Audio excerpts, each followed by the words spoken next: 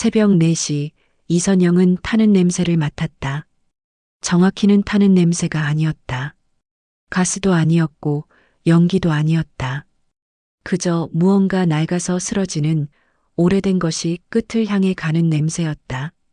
남편은 출장 중이었다. 돌아오는 건 사흘 뒤였다. 하지만 그가 집에 있을 때도 늘 혼자였으니 사실 별다를 것은 없었다.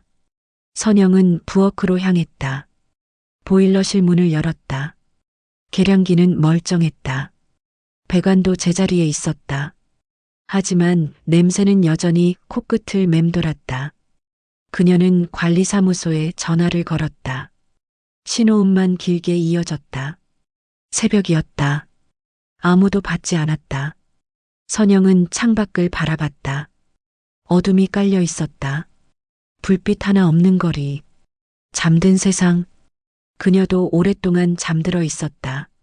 23세 결혼해서 61가 될 때까지 남편 옆에서, 가족 안에서, 그러나 늘 혼자였다.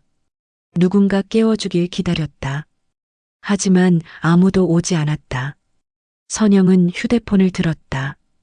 긴급 점검 서비스를 검색했다. 새벽에도 출동 가능하다는 업체가 있었다. 번호를 눌렀다. 네, 지금 바로 나갈 수 있습니다. 남자의 목소리가 들렸다. 그때 선영은 몰랐다. 그 전화 한 통이 자신의 삶을 바꿀 거라는 것을, 누군가 마침내 자신을 깨울 거라는 것을, 그리고 그 깨어남이 끝이 아니라 시작이 될 거라는 것을. 30분 뒤 초인종이 울렸다. 문을 열자 젊은 남자가 서 있었다. 이름표에는 윤태호라고 적혀 있었다. 그는 고개를 숙여 인사했다. 안녕하세요. 점검 나왔습니다. 선영은 문을 열어주었다. 그 순간 그녀의 긴 어둠에 작은 불빛 하나가 켜졌다. 새벽 4시 이선영은 잠에서 깼다. 무언가 타는 냄새가 났다. 아니, 정확히는 타는 냄새는 아니었다. 가스가 새는 것 같기도 하고 오래된 배관에서 나는 쇳물 냄새 같기도 했다. 남편은 어젯밤 출장을 떠났다. 지방 공장 점검이라고 했다. 돌아오는 건 사흘 뒤였다. 선영은 이불을 걷어차고 일어나 부엌으로 향했다. 싱크대 아래 보일러실 문을 열자 미지근한 공기가 얼굴을 스쳤다. 계량기는 멀쩡했다. 하지만 냄새는 여전히 코끝을 맴돌았다. 관리사무소 번호를 눌렀다. 신호음만 길게 이어졌다. 2번, 3번 다시 걸어도 마찬가지였다. 선영은 휴대폰을 들고 인터넷에서 긴급 점검 서비스를 검색했다. 새벽에도 출동 가능하다는 업체가 있었다. 번호를 누르자 남자 목소리가 들렸다. 네, 지금 바로 나갈 수 있습니다. 주소 알려주세요. 30분쯤 지나 초인종이 울렸다. 문을 열자 젖은 점퍼를 입은 남자가 서 있었다. 30 중반쯤 돼 보였다. 이름표엔 윤태호라고 적혀 있었다. 그는 고개를 숙여 인사를 한 뒤 공구함을 들고 안으로 들어왔다. 빗물이 점퍼 자락에서 뚝뚝 떨어졌다. 어디서 냄새가 났다고 하셨죠? 부엌이요. 보일러실 쪽에서요. 태호는 말없이 부엌으로 향했다. 선영은 본능적으로 그 뒤를 따라갔다. 태호는 계량기를 살피고 배관을 따라 손을 움직이며 점검 기구를 댔다. 손놀림이 빨랐다. 익숙했다. 가스는 안 샜어요. 다행이네요. 그의 목소리는 낮고 차분했다. 새벽의 정막을 깨뜨리지 않을 만큼만 울렸다. 선영은 가만히 그 뒷모습을 바라보았다. 어깨가 넓었다. 손은 거칠었지만 움직임은 조심스러웠다. 그럼 뭐가 문제인가요? 배관이 오래됐어요. 쇳물 냄새 나는 거 맞죠? 녹이 슬어서 그래요. 당장은 괜찮은데 곧 교체해야 할 거예요. 태호는 계량기 수치를 공책에 적으며 말을 이었다. 오늘은 환기만 충분히 하세요. 내일 다시 점검 나와도 될까요? 배관 상태 좀 더 봐야 할 것 같아서요. 선영은 자신도 모르게 고개를 끄덕였다. 태호가 공구함을 챙겨 들고 현관으로 향했다. 신발을 신으며 그는 다시 한번 말했다. 혼자 계시면 밤에 무서우실 텐데 괜찮으세요? 네, 괜찮아요. 하지만 괜찮지 않았다. 남편이 없는 집은 늘 이렇게 고요했다. 그 고요함이 무섭다기보단 익숙했다. 선영은 오랫동안 혼자였다. 남편은 집에 있을 때도 없는 것처럼 조용했다. 태호가 문을 나서며 마지막으로 고개를 숙였다. 선영은 문을 닫고 부엌으로 돌아왔다. 창문을 열자 차가운 새벽 공기가 밀려들었다. 냄새는 조금씩 옅어졌다. 그녀는 싱크대에 기대어 섰다. 그 남자의 목소리가 자꾸 떠올랐다. 낮고 차분하고 무언가를 다독이는 듯한 톤. 남편에게선 들어본 적 없는 종류의 목소리였다. 남편은 늘 말이 빨랐고 지시가 많았다. 대화는 전달 사항에 가까웠다. 하지만 태호는 달랐다. 그는 묻지 않았다. 그저 듣고 보고 확인했다. 말이 적었지만 그 침묵이 불편하지 않았다. 오히려 안정적이었다. 선영은 창밖을 바라보았다. 어둠이 조금씩 옅어지고 있었다. 곧 해가 뜰 것이다. 그녀는 보일러실 문을 닫고 거실로 나왔다.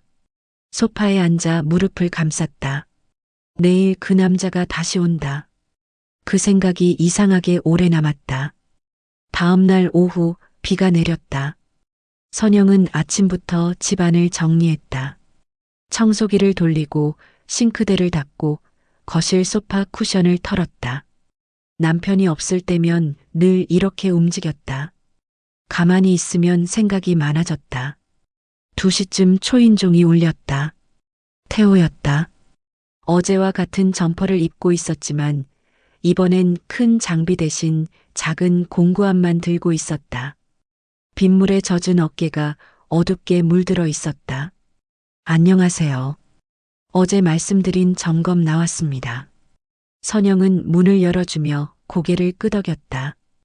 태호는 신발을 벗고 조심스럽게 안으로 들어왔다. 발소리가 거의 나지 않았다. 보일러실 먼저 볼게요.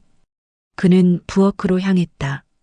선영은 따라가지 않고 거실에 서서 그의 뒷모습을 바라보았다. 태호는 보일러실 문을 열고 안으로 들어가 쪼그려 앉았다. 좁은 공간 안에서 손전등을 켜고 배관을 따라 손을 움직였다. 한참이 지나자 그가 밖으로 나왔다. 배관 연결 부위가 많이 낡았어요. 지금 당장은 괜찮은데 겨울 되면 문제 생길 수도 있어요. 그럼 어떻게 해야 하죠? 교체하는 게 좋긴 한데 비용이 좀 들어요. 급하진 않으니까 천천히 생각해 보세요. 태호는 말을 마치고 공구함을 열어 작은 렌치를 꺼냈다. 다시 보일러실 안으로 들어가 무언가를 조이기 시작했다. 쇠 부딪히는 소리가 규칙적으로 울렸다. 선영은 주방으로 가서 물을 끓였다. 찻잔 2개를 꺼내고 작은 접시에 과자를 담았다.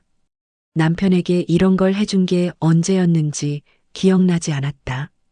남편은 차를 마시지 않았다. 커피만 마셨고 그것도 믹스커피였다.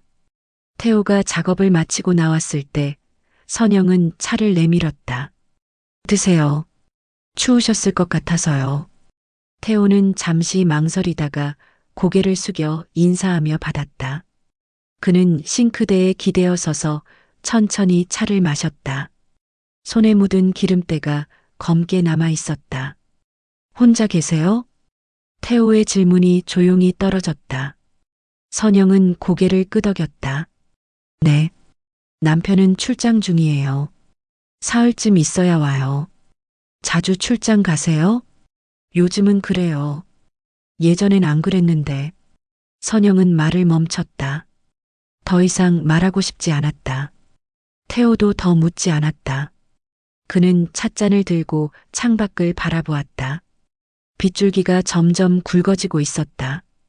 저도 혼자예요. 태호가 조용히 말했다. 어머니 모시고 살다가 작년에 돌아가셨어요. 그 뒤론 그냥 일만 하죠. 집에 가봤자 할 것도 없고. 그의 목소리는 담담했다. 하지만 그 속엔 오랜 외로움이 비쳐 있었다. 선영은 그 눈빛을 보며 자신을 떠올렸다. 오랜 세월 가족 안에서도 혼자였던 자신을. 힘드셨겠어요. 다들 그렇게 사는 거 아니겠어요. 태호는 찻잔을 내려놓으며 미소 지었다. 억지 웃음은 아니었다. 그냥 담담한 체념에 가까운 표정이었다. 바람이 세게 불기 시작했다. 거실 창문이 덜컹거렸다. 선영은 자리에서 일어나 창문을 닫으러 갔다. 손잡이를 돌리는데 태호가 뒤따라와 함께 창문을 눌러주었다. 두 사람의 손이 잠깐 스쳤다. 선영은 순간 숨을 멈췄다. 태호는 아무렇지 않게 손을 거두고 한 걸음 물러섰다. 하지만 그 짧은 순간 선영은 잊고 있던 감각을 느꼈다. 누군가의 체온, 누군가의 존재감, 누군가에게 보호받는다는 느낌. 남편은 오랫동안 그녀를 만지지 않았다. 악수조차 하지 않았다. 그저 스쳐 지나갔다. 창문 좀 낡았네요. 틈새 바람 들어올 것 같은데. 태호가 창틀을 살피며 말했다. 괜찮아요. 익숙해요. 익숙한 게 좋은 건 아니잖아요. 태호의 말에 선영은 고개를 들었다. 그는 여전히 창틀을 보고 있었다. 그의 옆얼굴이 창밖의 흐린 빛에 물들어 있었다. 다음에 올 때 테이프 가져올게요. 붙여드릴게요. 그럴 필요 없어요. 아니에요. 어차피 배관도 다시 봐야 하니까요. 태호는 그렇게 말하고 공구함을 챙겼다. 현관으로 향하는 그의 뒷모습이 조금 느려 보였다. 마치 가기 싫은 것처럼. 선영도 그를 배웅하며 천천히 걸었다. 태호가 신발을 신으며 말했다. 비 조심해서 들어가세요. 네. 고생하셨어요.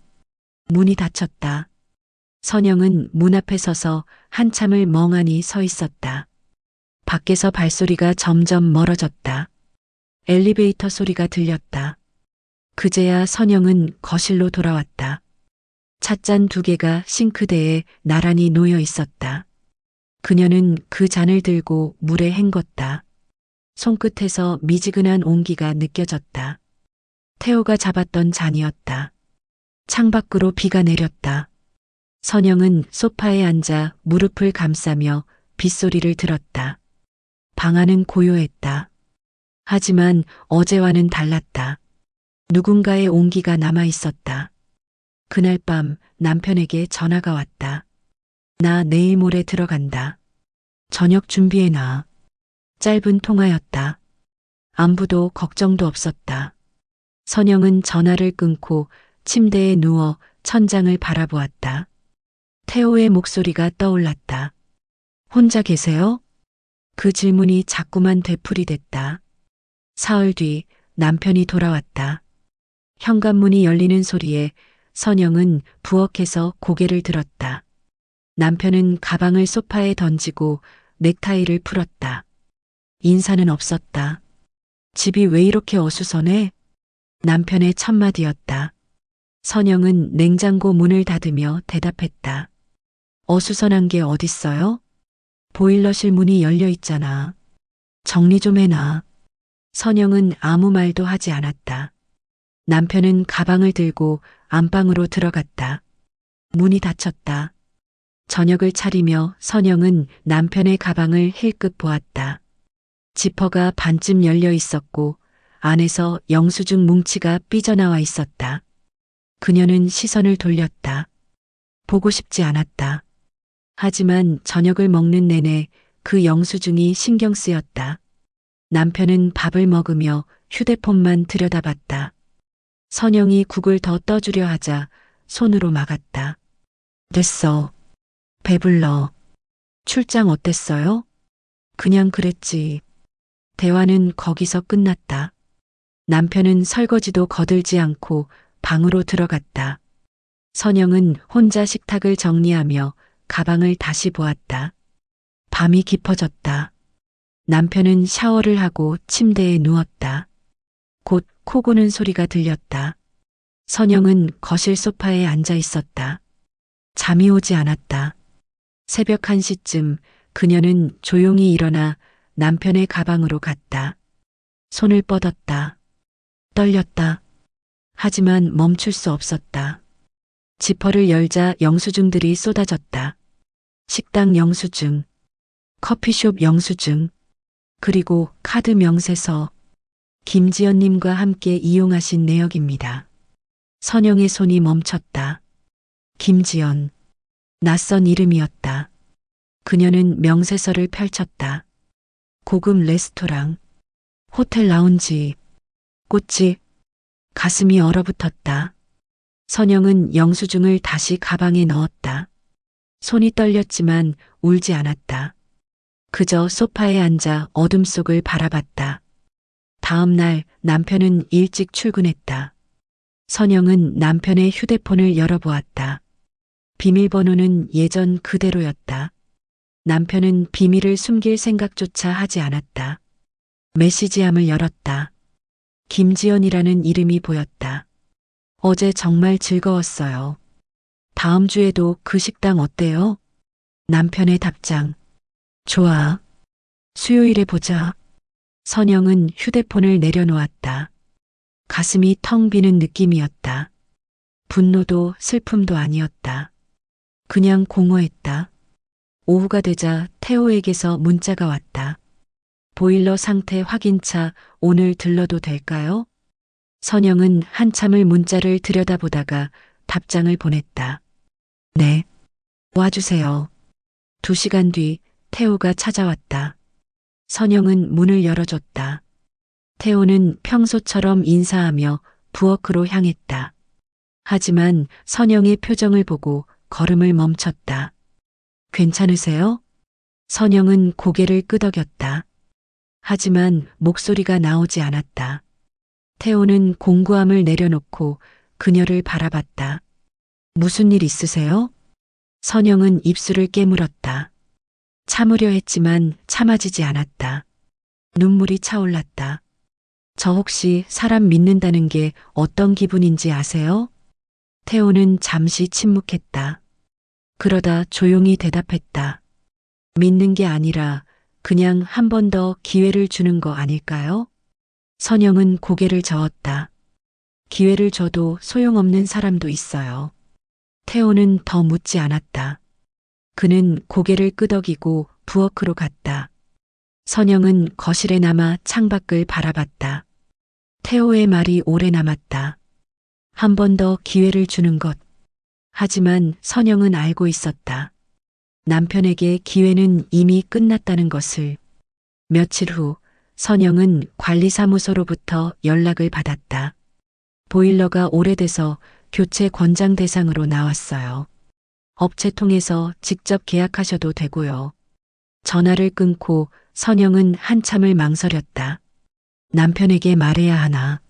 하지만 남편은 돌아온 뒤로도 집에 관심이 없었다. 저녁을 먹고 나면 방으로 들어가 노트북만 들여다봤다. 말을 걸면 짜증부터 냈다. 선영은 태호에게 문자를 보냈다. 보일러 교체 상담 가능할까요? 답장은 금방 왔다. 네. 오늘 저녁 시간 괜찮으세요? 남편은 그날도 회식이라며 늦는다고 했다. 선영은 괜찮아요라고 답장을 보냈다. 저녁 6시 태호가 찾아왔다.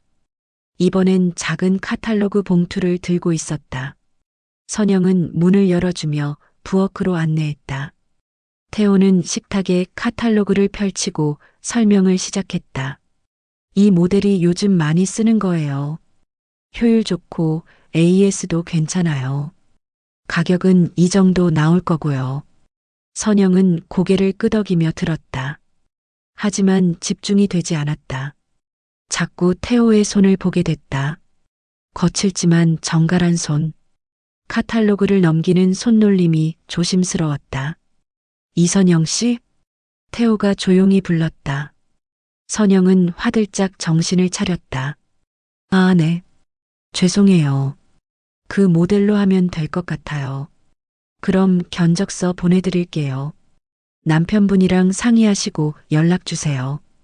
선영은 잠시 입술을 깨물었다. 남편은 신경 안 써요. 제가 알아서 해도 돼요. 태호는 고개를 끄덕였다. 더 묻지 않았다.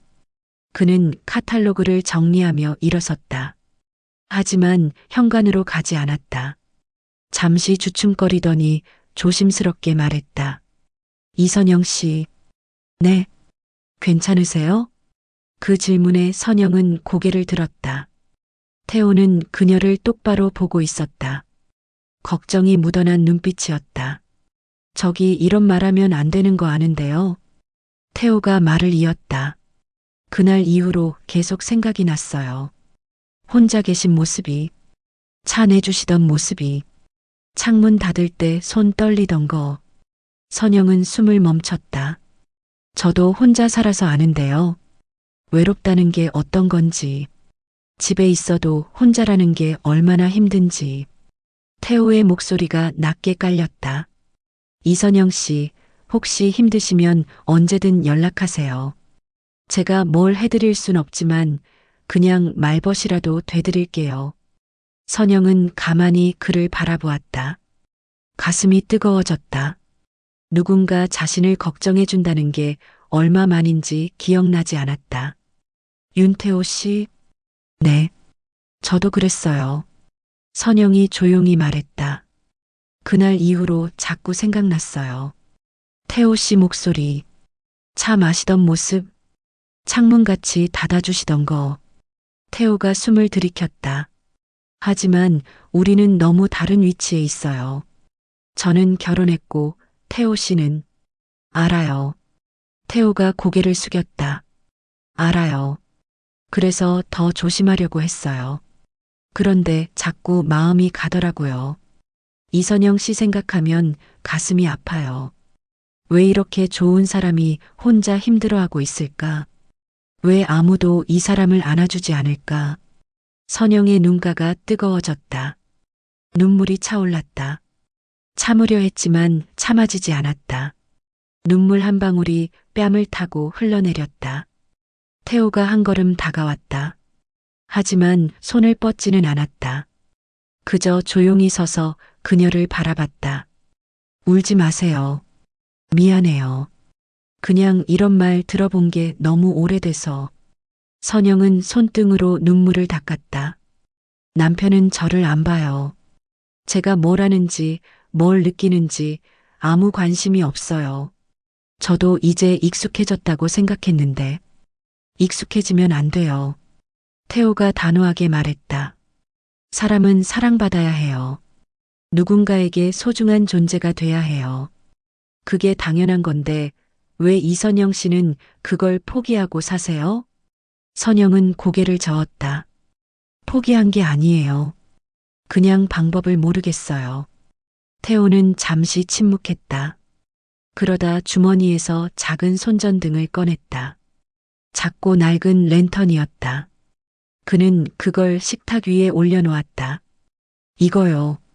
어머니가 쓰시던 건데 제가 계속 갖고 다녀요. 왜요? 어두울 때 켜라고요. 길 잃지 말라고. 어머니가 돌아가시기 전에 제 손에 쥐어주셨어요. 태호가 랜턴을 켜자 작은 불빛이 방 안을 물들였다. 희미하지만 따뜻한 빛이었다. 이선영 씨도 이제 이 불빛을 켜야 해요. 혼자 어둠 속에 있지 마세요. 누군가는 분명 이선영 씨를 기다리고 있을 거예요. 선영은 랜턴을 바라보았다. 불빛이 흔들렸다. 태호의 손이 떨리고 있었다. 저는 이선영 씨를 구원할 수 없어요. 그건 이선영 씨가 스스로 하셔야 해요. 하지만 제가 옆에서 불빛 하나는 켜드릴 수 있어요. 태호가 말을 마치고 자리에서 일어났다. 그는 카탈로그를 챙기고 현관으로 향했다. 선영은 그 뒤를 따라갔다. 문 앞에서 태호가 돌아섰다. 견적서 내일 보내드릴게요. 연락 주세요. 네. 선영이 대답했다. 태호는 고개를 숙이고 문을 나섰다. 선영은 문을 닫고 거실로 돌아왔다. 식탁 위에 랜턴이 놓여 있었다. 아직도 불빛이 켜져 있었다. 선영은 그 앞에 앉아 한참을 불빛을 바라보았다. 누군가 자신을 걱정해주고 있다는 것. 누군가 자신의 어둠을 알아봐 주었다는 것. 그 사실만으로 가슴이 뜨거워졌다. 선영은 랜턴을 손에 들었다. 따뜻했다. 그 온기가 천천히 손끝에서 가슴까지 퍼져갔다. 겨울이 되었다. 거리에 첫눈이 내린 날, 선영은 이혼 서류를 작성했다. 남편은 서류를 받아들고 아무 말도 하지 않았다. 그저 펜을 들어 이름을 적었다. 싸움도 설득도 없었다. 이미 끝난 관계였다. 재산은 반반 나누자. 남편의 말이 전부였다. 선영은 고개를 끄덕였다. 남편은 짐을 싸서 나갔다. 문이 닫히는 순간 선영은 소파에 주저앉았다. 집이 너무 조용했다. 며칠 뒤 보일러가 고장났다. 새벽부터 물이 나오지 않았다. 선영은 관리사무소에 전화를 걸었지만 주말이라 연결이 되지 않았다. 그녀는 망설이다가 태호에게 전화를 걸었다. 여보세요? 태호의 목소리가 들렸다. 선영은 한참을 침묵하다 조심스럽게 말했다. 저 이선영인데요. 혹시 지금 시간 되세요? 보일러가 고장 난 것 같아서요. 지금 갈게요. 태호는 망설이지 않았다. 1시간 뒤 눈발이 흩날리는 밤 태호가 도착했다. 그는 두꺼운 패딩을 입고 있었고 어깨에 눈이 소복이 쌓여 있었다. 추운데 나오게 해서 미안해요. 괜찮아요. 어디가 문제예요? 태호는 공구함을 들고 보일러실로 향했다.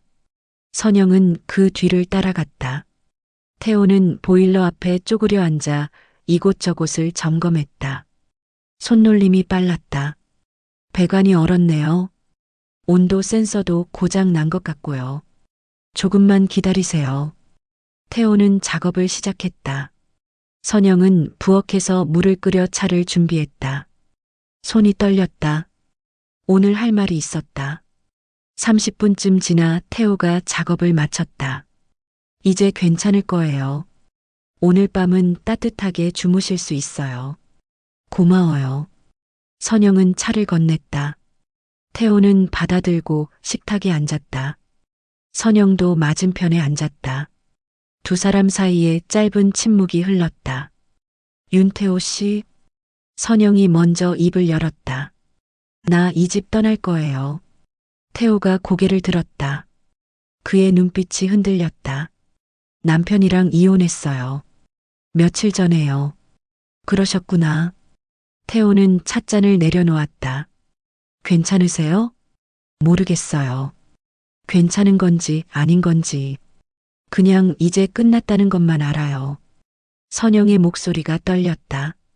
근데 이상하게 후회는 안 돼요. 오히려 홀가분해요. 이제 다시 시작할 수 있을 것 같아요. 태호는 고개를 끄덕였다. 그러다 조심스럽게 물었다. 어디로 가실 건데요? 도시 외곽에 작은 아파트 하나 구했어요. 조용한 곳이에요. 혼자 살기 딱 좋아요.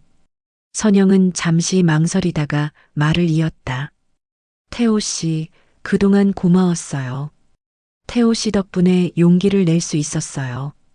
저는 아무것도 안 했는데요. 아니에요. 태호 씨는 제가 잊고 있던 걸 다시 느끼게 해줬어요. 누군가에게 소중한 사람이 될 수 있다는 걸, 누군가 나를 걱정해 준다는 게 얼마나 따뜻한 건지. 태호는 고개를 숙였다. 그의 눈가가 붉어졌다. 이선영 씨. 네. 저도 이선영 씨 덕분에 많이 변했어요. 어머니 돌아가시고 나서 그냥 하루하루 버텼거든요. 근데 이선영 씨 만나고 나서 다시 살고 싶어졌어요. 누군가를 아끼고 싶어졌어요. 태호가 가방에서 작은 랜턴을 꺼냈다. 사장에서 식탁에 놓았던 그 랜턴이었다. 이거 가져가세요. 이건 어머니가 주신 거잖아요. 그래서 드리는 거예요. 이선영 씨도 이제 불빛이 필요하잖아요. 밤길이 어두울 때 켜세요. 길 잃지 말라고. 선영은 랜턴을 받았다. 손이 떨렸다. 눈물이 차올랐다. 윤태호 씨, 울지 마세요. 오늘은 끝이 아니라 시작이잖아요. 태호가 미소 지었다. 억지 웃음이 아니었다. 진심 어린 미소였다. 이선영 씨, 당신은 이제 불빛이에요. 누구에게도 꺼지지 말아요. 혼자서도 환하게 빛나세요. 선영은 더 이상 참을 수 없었다. 눈물이 뺨을 타고 흘러내렸다. 태호는 자리에서 일어나 그녀의 어깨를 가만히 감싸 안았다. 괜찮아요. 다 괜찮을 거예요. 선영은 태호의 품에서 한참을 울었다. 오랫동안 참았던 눈물이 터져나왔다. 억울함도 외로움도 두려움도 모두 흘러나왔다. 태호는 아무 말 없이 그녀를 안고 있었다. 그의 체온이 따뜻했다. 그 온기가 선영의 가슴을 녹였다. 한참 뒤 선영은 고개를 들었다. 고마워요. 정말 고마워요. 저야말로 고마워요. 이선영 씨를 만나서. 태호는 그렇게 말하고 천천히 물러났다. 그는 공구함을 챙기고 현관으로 향했다. 선영은 그 뒤를 따라갔다. 문 앞에서 태호가 돌아섰다. 새 집에서 행복하세요. 꼭요. 태호 씨도요. 태호는 고개를 끄덕이고 문을 나섰다. 선영은 문 앞에 서서 그의 뒷모습을 바라봤다. 눈발이 그의 어깨에 내려앉았다. 그는 한 번 뒤돌아 손을 흔들고는 엘리베이터를 탔다. 문이 닫혔다. 선영은 거실로 돌아와 랜턴을 켰다. 작은 불빛이 방 안을 물들였다. 희미하지만 따뜻한 빛이었다. 그 빛은 누군가의 구원이었고 이제는 그녀 자신의 빛이었다. 몇 달 후 이선영은 도시 외곽의 작은 아파트로 이사했다. 새 삶의 첫날 그녀는 창문을 열었다. 겨울 햇살이 부엌으로 스며들었다. 따뜻했다. 선영은 태호가 준 랜턴을 창가에 올려놓았다. 햇빛을 받은 랜턴이 은은하게 빛났다. 그녀는 커피를 내려 마시며 창밖을 바라봤다. 눈 덮인 거리가 평화로웠다. 사람들이 오가고 아이들이 웃었다. 선영은 미소 지었다. 이제 그녀는 혼자가 아니었다. 그녀 안에 불빛이 있었다. 누가 꺼도 다시 켤 수 있는 자신만의 빛. 휴대폰이 울렸다. 태호에게서 온 문자였다. 잘 도착하셨어요? 새 집은 따뜻한가요? 선영은 답장을 보냈다. 네. 정말 따뜻해요. 고마워요. 그리고 덧붙였다. 태호 씨도 따뜻하게 지내세요. 언젠가 다시 만나요. 답장은 금방 왔다. 네. 꼭요. 선영은 휴대폰을 내려놓고 랜턴을 바라봤다. 불빛이 창가에서 흔들렸다. 바람에 흔들리는 게 아니라 살아서 숨 쉬는 것처럼. 그녀는 랜턴을 손에 들었다. 따뜻했다. 이제 그녀는 알았다. 사랑은 소유가 아니라 기억이라는 것을. 누군가를 품에 안는 것보다 마음에 품는 게 더 오래 남는다는 것을. 선영은 랜턴을 다시 창가에 올려놓고 커피를 마셨다. 새로운 하루가 시작되고 있었다. 남편에게 버림받은 61세 아내의 외로움, 30대 보일러 기사가 위로해준 방법. 그것은 거창한 사랑이 아니었습니다. 그저 누군가를 진심으로 걱정하고 한 사람의 어둠을 외면하지 않는 것이었습니다. 여러분은 지금 누구의 불빛인가요? 혹은 누구의 불빛을 기다리고 계신가요? 오늘 이야기가 여러분 마음에 작은 온기를 남겼다면 좋아요와 구독으로 응원해 주세요. 다음 이야기도 기대해 주세요. 감사합니다.